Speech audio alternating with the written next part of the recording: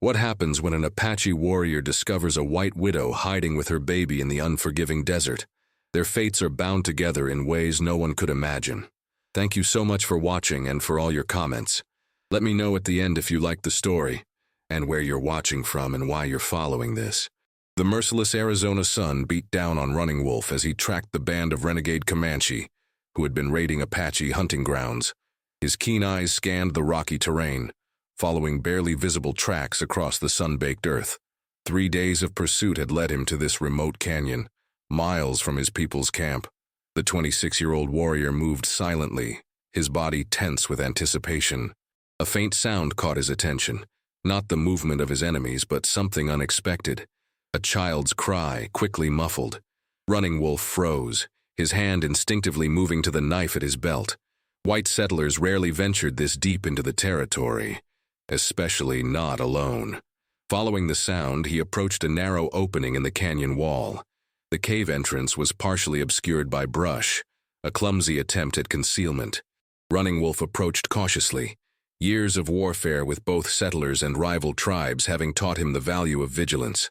"Please don't hurt us," a woman's trembling voice came from within the darkness. "We have nothing of value." Running Wolf remained silent, adjusting his eyes to the dim light. Inside the small cave sat a young white woman, perhaps 20 years old, clutching a bundle to her chest. Her dress was torn and dirty, her face streaked with grime and tears. The bundle squirmed, a baby no more than a few months old. "I won't harm you," Running Wolf replied in English. His people believed in the importance of understanding their enemy's tongue, and the missionaries who occasionally visited their camp had taught many of them the basics of the language. The woman's eyes widened in surprise, both at his ability to speak English and perhaps at his calm demeanor. "Are you Apache?" she asked hesitantly. Running Wolf nodded. "I am Running Wolf of the Chiricahua Apache. Why are you hiding here with your child?" The woman swallowed hard, trying to steady her voice. "My name is Sarah Miller. My husband Thomas and I had a homestead about 2 days' journey from here. 3 days ago men came, white men, not Indians. They wanted our land. Her voice broke. "They killed Thomas. I grabbed Emma and ran. I've been hiding ever since, afraid they might be tracking us." Running Wolf's face remained impassive, but inwardly he felt a flicker of sympathy. The white settlers' endless hunger for land affected even their own kind. "Those who killed your husband, would you recognize them?" Sarah nodded. "One had a scar across his face like this." She traced a line from her forehead to her cheek. "He seemed to be their leader. There were 4 others with him."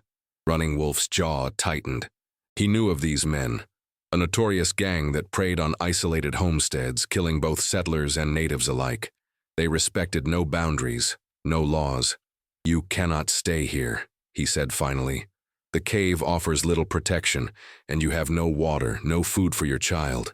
Sarah's arms tightened around her baby. "I don't know where to go. The nearest settlement is Bedford Creek, but it's at least 5 days' walk, and I don't know if I'd find the way." The baby began to cry again, a weak sound that spoke of hunger and thirst.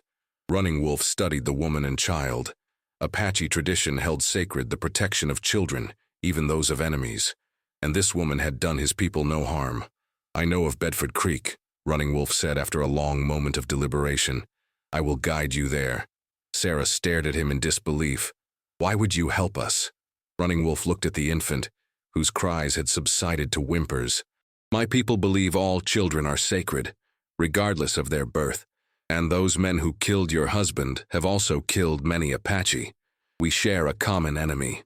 As he spoke, a distant rumble of thunder rolled across the canyon. Running Wolf stepped to the cave entrance and scanned the sky. Dark clouds were gathering on the horizon. "A storm comes. We will rest here tonight and leave at first light," he decided. "Do you have water?" Sarah shook her head. "It ran out yesterday. I've been giving Emma the last drops." Running Wolf nodded. "I will return." Without waiting for a response, he slipped out of the cave. When he returned an hour later, he carried a small desert hare and a water skin. Sarah watched warily as he built a small, nearly smokeless fire near the cave entrance and prepared the meat. "The storm will hide any smoke," he explained, handing her the water skin. "Drink slowly. Give some to your child." As Sarah carefully moistened her daughter's lips and then took small sips herself, she studied the Apache warrior. He was not what she had expected. The stories told in the settlements painted all Indians as savages, yet here was this man showing kindness to a white woman and her child. "Thank you," she said softly. "My husband always said not to believe everything people said about the Apache. He thought there could be peace between our peoples." Running Wolf's expression remained neutral. "Your husband was unusual among your kind." He paused, adding more wood to the small fire. "You should rest. Tomorrow will be difficult." As Sarah settled against the cave wall with Emma in her arms, Running Wolf positioned himself near the entrance, his rifle across his lap. Outside, the first heavy drops of rain began to fall, and lightning flashed across the darkening sky. Sarah watched him through half-closed eyes. "Why did you really decide to help us?" she asked, her voice barely audible above the growing storm. Running Wolf was silent for so long that Sarah thought he might not answer. Finally he spoke, his eyes fixed on the rain-lashed landscape beyond the cave. "3 winters ago, my wife and son died of the white man's sickness. My son was only a moon older than your child." His voice was devoid of emotion, but Sarah could sense the pain beneath the words. No child should suffer for the actions of others. As the storm raged outside, Sarah held her daughter closer, a new understanding forming of the complex man who had become their unexpected protector. In the flickering firelight, Running Wolf remained vigilant, his thoughts turning to the dangerous journey that lay ahead. Dawn broke with the desert's characteristic swiftness, darkness giving way to a brilliant golden light that flooded the canyon. Running Wolf had been awake for hours, watching the sunrise paint the rugged landscape in hues of amber and rust. The storm had passed during the night, leaving behind a rare freshness in the air and small pools of water among the rocks. Sarah awoke with a start, momentarily disoriented before her eyes focused on the Apache warrior silhouetted against the cave entrance. Emma stirred in her arms, making soft cooing sounds. "The rain has blessed us," Running Wolf said without turning around. "It has left water for our journey and washed away any tracks. The men who hunt you will find it harder to follow." Sarah carefully stood, her body stiff from sleeping on the hard cave floor. "How far will we travel today?" "As far as you and the child can manage," Running Wolf replied, finally turning to face her. "Bedford Creek lies to the northeast, but we cannot take the direct path. It crosses open country where we would be easily seen. We must follow the canyons and ridges." He produced some dried meat and a handful of berries from his pouch, offering them to Sarah. "Eat, the journey will be difficult." As Sarah ate sparingly and fed Emma, Running Wolf gathered what few possessions they had. He fashioned a sling from a spare piece of cloth so that Sarah could carry Emma more easily, leaving her hands free for climbing. "Have you traveled to Bedford Creek before?" Sarah asked as they prepared to leave the safety of the cave. Running Wolf's expression darkened slightly. "Once, many seasons ago. My father was a chief who sought peace with the white settlers. We visited to speak with their leaders." His tone made it clear the visit had not ended well. They set out as the sun climbed higher, Running Wolf leading the way through a maze of narrow canyons. The terrain was challenging, steep in places with loose rocks that threatened to roll beneath their feet. Running Wolf moved with the sure-footed grace of one born to this land, occasionally reaching back to offer Sarah a steadying hand. By midday, the heat had become oppressive. They stopped in the shade of a large boulder, where a small seep provided precious water. "Your child is strong," Running Wolf observed as Emma waved tiny fists in the air, her earlier distress seemingly forgotten. "She does not cry even when the path is rough." Sarah smiled, the first genuine smile he had seen from her. "She's like her father. Thomas never complained even when times were hardest." Her smile faded. "He was so proud when she was born. Said she was his greatest treasure." Running Wolf nodded, understanding the value of family in a way many of his enemies did not comprehend. The Apache, like all people, cherished their children above all else. "Tell me about your husband," he said, surprising himself with the request. Knowing more about these people might help him understand why they continued to push into Apache lands. Sarah looked startled, then thoughtful. Thomas was a dreamer. He didn't want to farm the worked-out soil back east. He believed we could make a new start here, build something that would last. She gently rocked Emma as she spoke. He wasn't like some settlers. He wanted to learn about the people who lived here, to understand your ways. He thought there was room enough for all. Running Wolf remained silent, considering her words. Such thinking was rare among the white settlers he had encountered. "And you?" he finally asked. "Did you share his dream?" Sarah sighed. "I followed Thomas because I loved him. I was afraid of this wild country, of its dangers. But seeing his hope, his determination, it gave me courage." Her voice grew stronger. "Now I must find that courage within myself, for Emma's sake." Their rest was interrupted by the distant cry of a hawk. Running Wolf tensed, scanning the sky. The hawk circled once more and then flew south. "We should move," he said abruptly. "We are not alone in these canyons." Sarah quickly gathered Emma into her sling. "Is it them? The men who killed Thomas?" Running Wolf shook his head. "I cannot be certain, but we must assume danger. There are many who would harm us. White bandits, renegade Indians, even soldiers who might shoot first and ask questions later." They continued northeast, now moving with greater urgency. Running Wolf chose paths that offered concealment, sometimes backtracking to confuse any potential pursuers. Sarah kept pace as best she could, her determination evident in every step. As afternoon waned, they came to a narrow ravine that cut across their path. On the other side, the land rose sharply into a series of rugged foothills. "Beyond those hills lies a valley," Running Wolf explained. "We will camp there tonight. It offers better protection." The ravine was not wide, but its walls dropped steeply to a dry streambed some 20 feet below. Running Wolf spotted a fallen tree that created a precarious natural bridge. "I will cross first and secure a rope," he said, eyeing the distance. "Then you will follow slowly with the child." Sarah looked at the makeshift bridge with apprehension, but nodded. Running Wolf moved across with careful agility, then fastened a length of rope he carried to a sturdy rock on the far side. He pulled it taut, creating a handhold. "Now," he called softly. "Step only where I did. Hold the rope with your free hand." Sarah approached the edge, Emma securely in her sling. Taking a deep breath, she grasped the rope and placed one foot on the fallen tree. It shifted slightly under her weight, causing her to gasp. "Do not look down," Running Wolf instructed calmly. "Look at me. Take small steps." Sarah followed his instructions, moving inch by inch across the gap. She was halfway across when a sound froze both of them, the unmistakable crack of a rifle shot, followed by the whine of a bullet striking rock nearby. "Move!" Running Wolf shouted, drawing his own rifle. "Quickly!" Sarah hurried forward as another shot rang out, splintering wood near her feet. Running Wolf fired in the direction of the shots, providing cover as Sarah scrambled the last few feet across the ravine. "Into the rocks," he directed, pointing to a cluster of boulders as he continued to scan for their attackers. Sarah ran for cover, clutching Emma, who had begun to wail at the sudden commotion. Running Wolf fired once more before joining them behind the boulders. "3 men," he said tersely. "On the ridge to the south. They wear clothes like your people, not uniforms." Sarah's face paled. "It's them. They found us." Running Wolf checked his ammunition. "They will not cross easily. The ravine gives us advantage." He pointed to a narrow path that wound up into the hills. "That leads to the valley I spoke of. You must go ahead while I hold them here. Alone, but they'll kill you. I know these lands. They do not." His expression was resolute. "Go now. Follow the path. It turns east at a lightning-struck pine. Make camp in the hollow beyond. I will find you before nightfall." Sarah hesitated, torn between fear for herself and Emma and concern for the man who had become their protector. "Go," Running Wolf repeated more firmly. "Your child needs safety."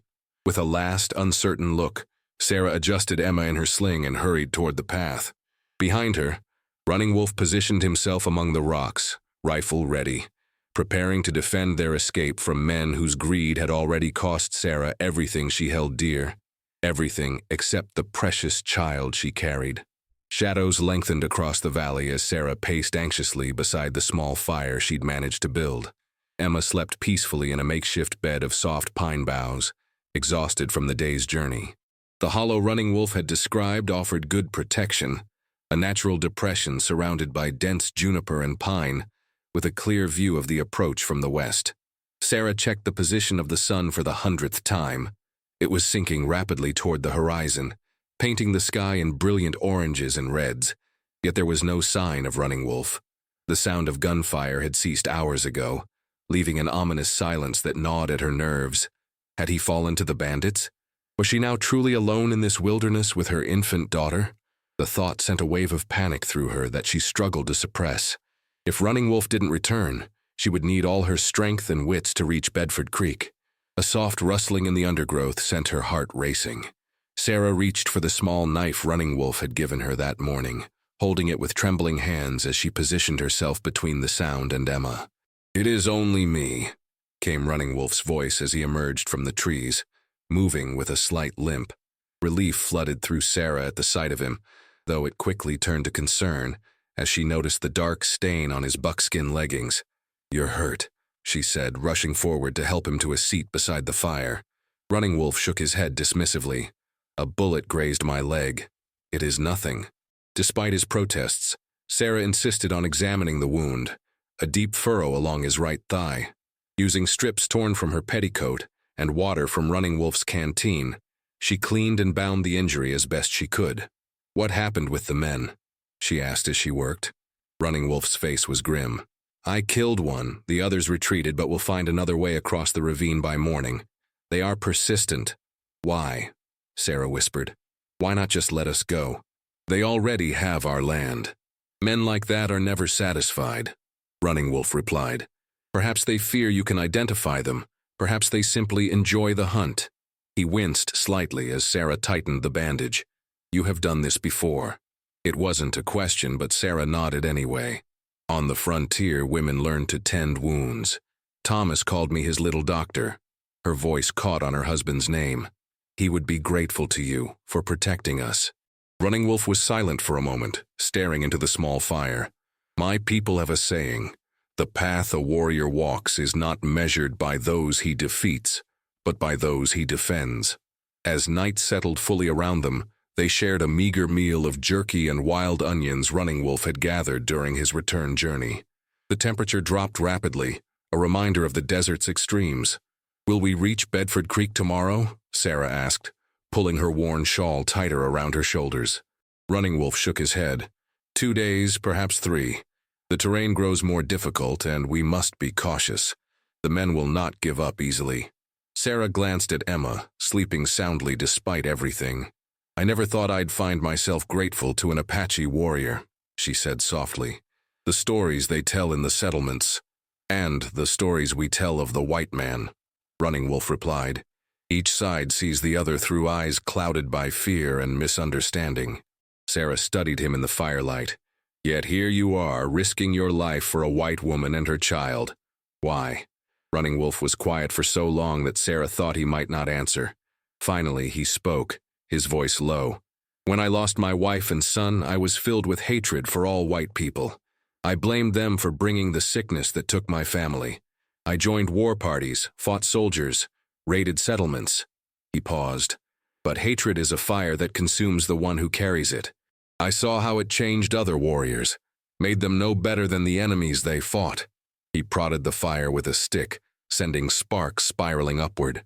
"An old medicine man of our tribe told me that true strength lies not in how many enemies you kill, but in how many innocent lives you spare. When I found you and your child, I remembered his words." Sarah's eyes glistened with unshed tears. "I wish Thomas could have met you. He believed the same, that we must see beyond our differences." Running Wolf nodded. "Your husband was wise. Perhaps in another world we might have been friends." He gestured to Emma. "For her sake, I hope that world may still come." The night deepened around them, stars emerging in brilliant clarity. Running Wolf insisted that Sarah sleep while he kept watch, his injury notwithstanding. She settled near Emma, exhaustion quickly pulling her toward sleep despite her concerns. Just before dawn, Running Wolf gently shook Sarah awake. "We must move," he whispered urgently. "I heard horses in the valley below." They gathered their few belongings quickly, Running Wolf moving with determined efficiency despite his wounded leg. Emma, miraculously, remained quiet as Sarah secured her in the sling. "The path continues north through those rocks," Running Wolf said, pointing to a barely visible trail that wound up the hillside. "It is steeper but offers more cover." As they began their ascent, the eastern sky lightened with the promise of dawn. The path was indeed challenging, narrow and rocky, with sections where they had to scramble on all fours. Running Wolf led the way, occasionally reaching back to help Sarah over particularly difficult passages. By mid-morning, they had gained considerable elevation. The valley now spread out below them. Running Wolf called a brief halt at an overlook, scanning the terrain with his keen eyes. "There," he said grimly, pointing to a spot in the valley they had left. 2 riders were visible, following their trail with methodical precision. "They are tracking us." Sarah felt fear rising again. "Can we outrun them?" "Not on this terrain. Their horses will slow them in these hills, but they will follow." Running Wolf's expression was calculating. "We need to reach the high ridge by nightfall. There is a place I know, an old Apache hiding place. We can shelter there and plan our next move." They pushed on, the sun climbing higher, its heat intensifying. Sarah's legs burned with exertion, and her throat grew parched despite careful rationing of their water. Emma, seemingly sensing the urgency, remained remarkably quiet, dozing in her sling as they traveled. By late afternoon, Sarah was struggling. Lack of proper food, little rest, and the relentless pace had taken their toll. She stumbled on a loose rock, nearly falling before Running Wolf's strong hand caught her arm. "Just a little further," he encouraged, his voice gentler than she had yet heard it. "See the pine trees on that ridge? Our destination lies just beyond." Sarah nodded wordlessly, summoning her remaining strength. The thought of Thomas gave her resolve. He had always admired her determination, her refusal to give up even when faced with the frontier's many hardships. She would not fail him or Emma now. As the sun began its descent toward the western horizon, they finally reached the stand of pines Running Wolf had indicated. Beyond lay a rocky outcropping, and tucked beneath it, a small cave entrance partially hidden by brush and fallen logs. "The old ones of my tribe used this place to hide women and children during raids," Running Wolf explained as he cleared the entrance. "Few outside the Apache know of it." The cave was shallow but dry, with enough room for them to sit comfortably. Running Wolf quickly arranged brush to further conceal the entrance, then gathered wood for a small fire. "Will they find us here?" Sarah asked, gently rocking Emma, who had awakened hungry and fussing. Running Wolf shook his head. "Not likely. The trail splits many times below. Without Apache knowledge, they will choose wrongly." He started a fire with practiced efficiency. "Rest now. Tomorrow we will reach safer ground." As darkness settled, Sarah fed Emma and then leaned back against the cave wall, bone-weary but somehow more at peace than she had felt since the attack on her homestead. Outside, a gentle rain began to fall, its soft patter a soothing rhythm.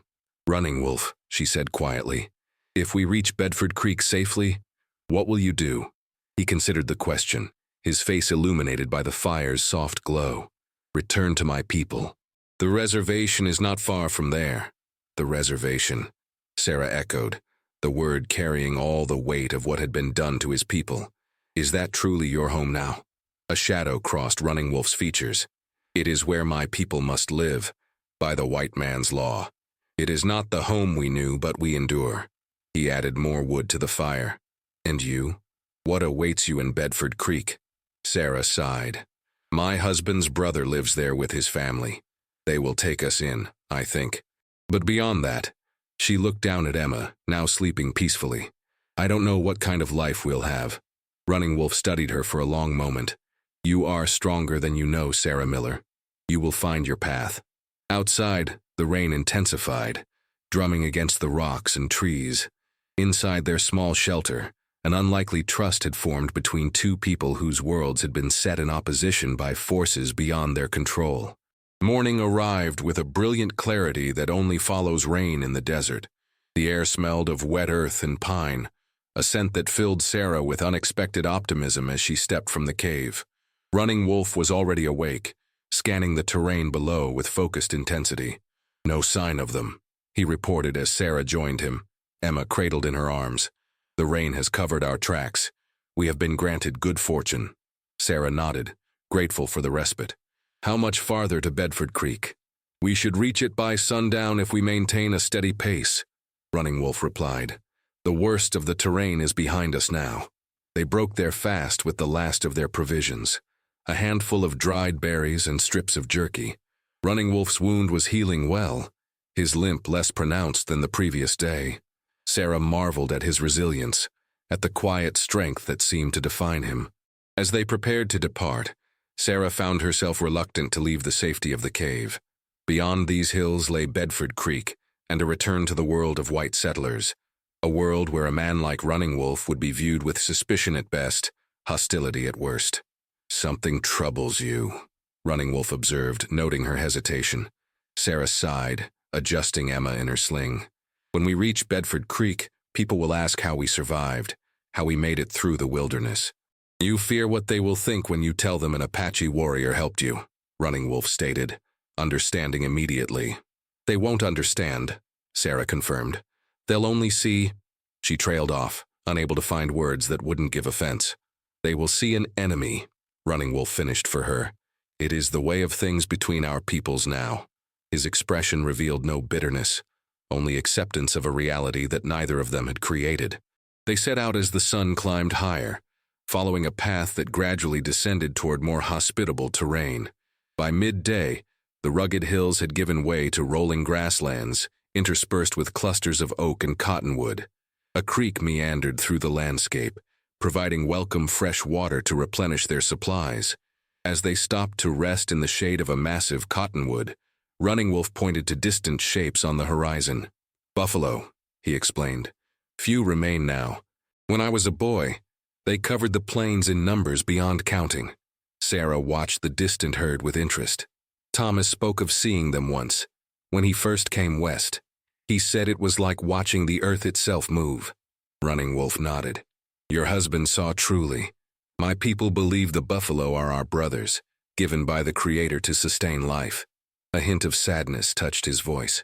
"Now they vanish, like so much else." They continued their journey through the afternoon, the landscape growing increasingly familiar to Running Wolf, who pointed out landmarks and shared stories of his people's connection to this land. Despite the circumstances, Sarah found herself fascinated by his knowledge, by the deep bond between the Apache and the territory they had called home for countless generations. "The stream we follow joins a larger river ahead," Running Wolf explained as they walked. "Bedford Creek settlement lies where the waters meet. The white man often builds where rivers join, seeing the practical value but missing the sacred nature of such places." Sarah considered his words. "Thomas chose our homestead because it had good water and fertile soil, but also because he thought it beautiful. He said he wanted Emma to grow up in a place where she could see the hand of God in the land." Running Wolf glanced at her with new interest. "Perhaps your husband understood more than most of your people. The beauty of the land speaks of the Creator's work, if one has eyes to see it." As the sun began its westward descent, they crested a small rise to find a broad valley spread before them.